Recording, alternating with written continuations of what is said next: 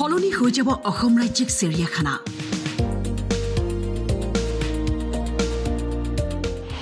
নতুন চিৰিয়াখানাৰ মানচিত্ৰ সাজু মুখ্যমন্ত্ৰীয়ে কৰিলে ঘোষণা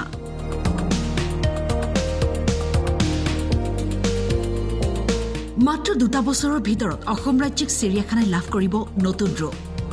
দেখিব এখন নতুন চিৰিয়াখানা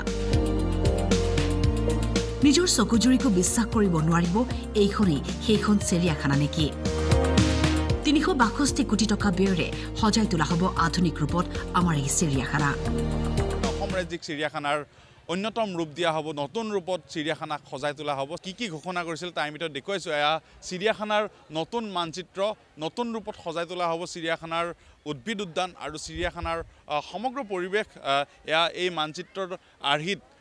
নিৰ্মাণ কৰা হ'ব নতুনকৈ আৰু অসমবাসীক প্ৰায় 362 কোটি টকা ব্যয় সাপেক্ষে এই উপহাৰ মুখ্যমন্ত্ৰী বছৰটোৰ প্ৰথমটো দিনতে দিছে আৰু আমি এখনকৈ মানচিত্ৰসমূহ দেখুৱাবলৈ চেষ্টা কৰিম এয়া মূল মানচিত্ৰ টাইমেটৰ কেমেৰা দেখুৱাইছো কেমেৰা সহযোগী যিটো আছে যিটোৱে দেখুৱাইছে এয়া মূল মানচিত্ৰ আৰু মূল মানচিত্ৰৰ মূল গেট এয়া জাপৰিগকৰ যি ৰাস্তা এই যি হাইৱে এয়া জু ৰোডৰ যি হাইৱে এই হাইৱেৰে এই মূল গেটেৰে গৈ এয়া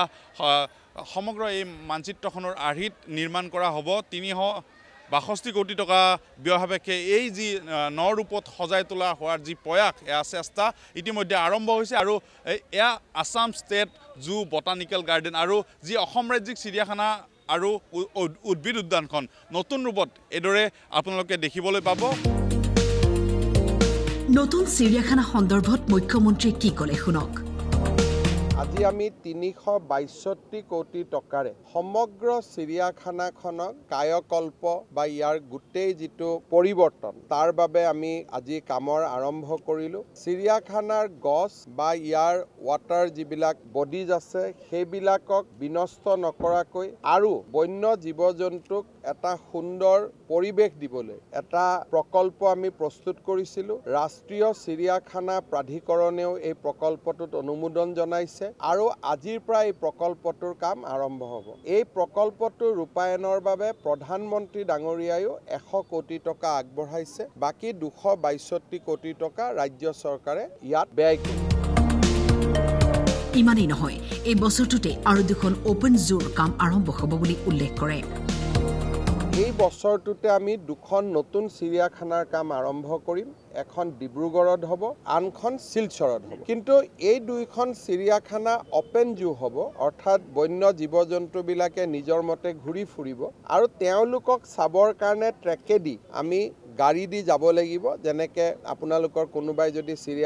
ছিংগাপুৰলৈকে গৈছে দেখা পাব যে আমি ট্ৰেইনৰ ওপৰেদি যাওঁ আৰু বন্য জীৱ-জন্তুবিলাকে নিজৰ মতে তেওঁলোকে বিচৰণ কৰি থাকে ঠিক তাৰ আৰ্হিত আমি প্ৰায় 252 কোটি টকা ব্যয়েৰে ডিব্ৰুগড়ত আৰু সমান পৰিমাণৰ ব্যয়েৰে শিলচৰত আৰু দুখন চিৰিয়াখানাৰ কাম এই বছৰতে আমি আৰম্ভ কৰিম গছ-গছনি বিনষ্ট নকৰাকৈ আৰু বন্যজন্তুক এটা পৰিৱেশ দিবলৈ এই কাম কৰা হৈছে বুলি উল্লেখ কৰে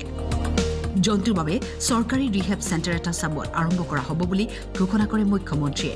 ইয়াৰ উপৰিও চাবুৱাত আমি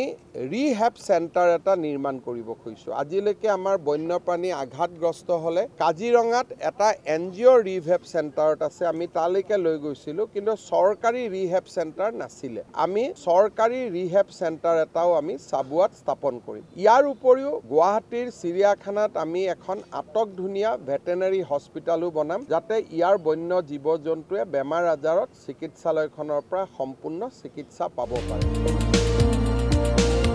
গুৱাহাটীৰ পৰা ভিডিঅ' জাৰ্নেলিষ্ট জিতুমণি শৰ্মাৰ সহযোগত ৰঞ্জন হাজৰিকাৰ ৰিপৰ্ট টাইম 8